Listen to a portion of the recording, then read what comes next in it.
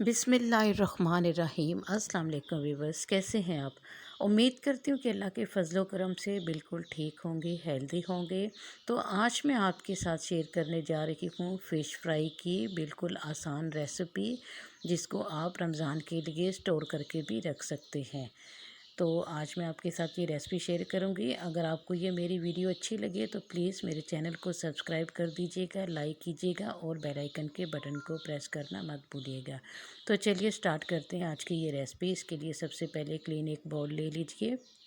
उसमें मैं 3 table spoon बेसन का ऐड करूँगी। ये छना हुआ बेसन है। जब भी आप बेसन यूज़ करें तो उसको प्लीज़ छान के ही यूज़ किया करें। तो इसमें मैं 1 टेबल स्पून चिली फ्लेक्स और 1 टेबल स्पून जो है वो लाल मिर्च का पाउडर ऐड करूँगी। खुश्क मेथी है यहाँ पे मेरे पास 1 टेबल स्पून, नमक है 1 टेबल स्पून और यहाँ पे मेरे पास अजवाइन और फ़िश फ्राई मसाला ये मैंने इसमें ऐड किया है। खुश्क धनिया, इसको हाथ के साथ मैं से क्रश करके ऐड करूँगी। इससे बहुत ही अच्छा फ्लेवर और खुशबू आएगी। ये देखें, अब इस सारे प्रीमिक्स को मैं मिक्स कर लूँगी। अगर ये प्रीमिक्स आप सेव करना चाहें तो ज़्यादा क्वांटिटी में बना के सेव भी कर सकते हैं। यहाँ पे ऑप्शन है आपके लिए। यहाँ पे मैं इसमें 1 टीस्पून हल्दी का ऐड कर रही हूँ। अगर आप चाहें तो इसमें येलो फूड कलर भी ऐड कर सकते हैं, लेकिन हल्दी जो है वो एक हेल्दी ऑप्शन है, तो मैं हल्दी को ही रेकमेंड करूँगी। तो यहाँ पे इसको मैं अच्छी तरह से मिक्स कर लूँगी। इस स्टेज पर अगर आप इसको सेव करके रखना चाहें तो ये बनाकर आप सेव भी कर सकते हैं।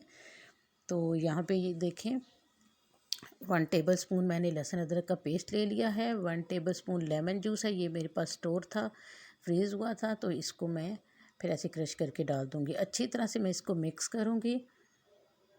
तो आप चाहें तो हाथ की मदद से भी कर सकते हैं, अदरवाइज़ स्पून के साथ भी ये इजीली हो जाता है। तो अच्छी तरह से इसको आप मिक्स करें।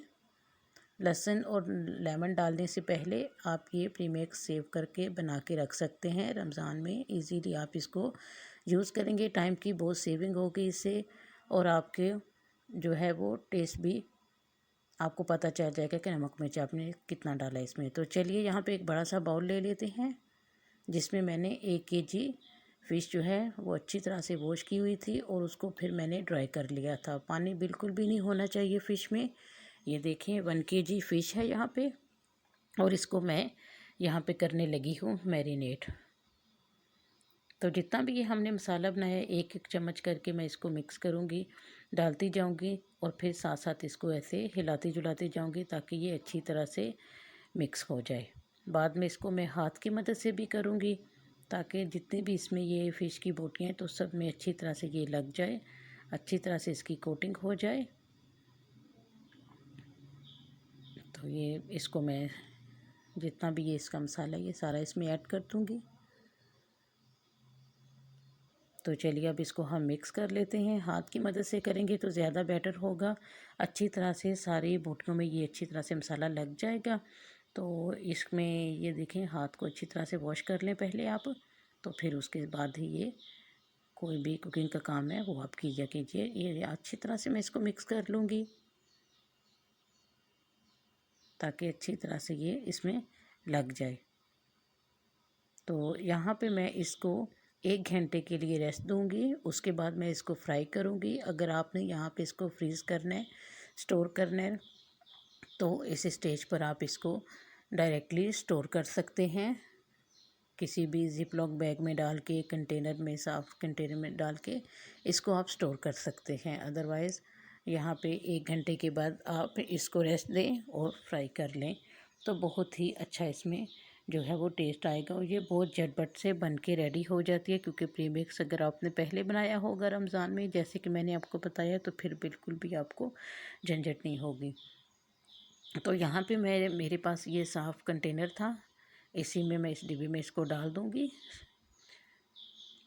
अगर आपके पास ज़िप-लॉक बैग है, मेरे पास ज़िप-लॉक बैग नहीं था तो मैं इसलिए ऐसे इसको रख रही हूँ। तो ज़िप-लॉक बैग है आपके पास तो वेल एंड डन, उसमें आप इसको स्टोर कर सकते हैं और बाद में जब भी आप चाहें तो इसको इजीली निकाल के यूज़ कर सकते हैं। तो इसको मैं फ्रीज़ कर दूँगी और यहाँ पे थोड़ी सी मैंने निकाल के रखी है ताकि मैं आपको बताऊं कि कैसे फ्राई करना है। 2 टेबलस्पून यहाँ पे मैंने बेसन लिया है, उसमें हाफ़ टी स्पून नमक और half teaspoon chilli flakes मैंने ऐड किया ताकि ये ऊपर से भी थोड़ा इसमें फ्लेवर आ जाए।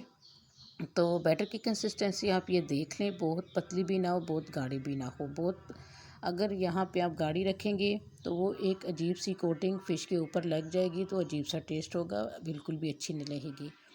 और ये देखें, बस इतनी ही आपने कंसिस्टेंसी रखनी है। ठीक है, इसको डिप कर लें। एक और पीस यहाँ पे मैं डिप कर लेती हूँ।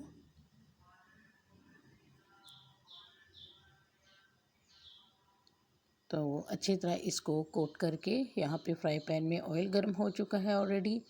तो चलें इसमें मैं ये डाल देती हूँ। इसको हमने मीडियम फ्लेम पे फ्राई करना है, एकदम फ्लेम हमने हाई नहीं करनी, वरना ये ऊपर से तो क्रिस्पी हो जाएगी, अंदर से ये कच्ची रह जाएगी। तो मीडियम हाई फ्लेम पे ही हमने इसको तकरीबन 5 मिनट तक फ्राई करना है ताकि ये अच्छी तरह से अंदर से भी कुक हो जाए। ये दूसरा पीस भी मैं इसमें ऐड कर देती हूँ। तो यहाँ पे देखें, अच्छी तरह से ये हमारा कलर आ चुका है। और ये देखें 5 मिनट मैंने अच्छी तरह से इसको फ्राई किया, ये अंदर तक पक चुकी है। ये इसकी फ़ाइनल लुक देखें आप। तो आपको मेरी ये वीडियो कैसी लगी व्यूअर्स? अगर आपको मेरी ये वीडियो अच्छी लगे तो प्लीज़ कमेंट सेक्शन में अपनी राय का ज़रूर इजहार दीजिएगा ताकि मैं नेक्स्ट आपके लिए अच्छी अच्छी वीडियोस लेके आती रहूँ। तब तक दे मुझे इजाज़त। अल्लाह हाफिज़।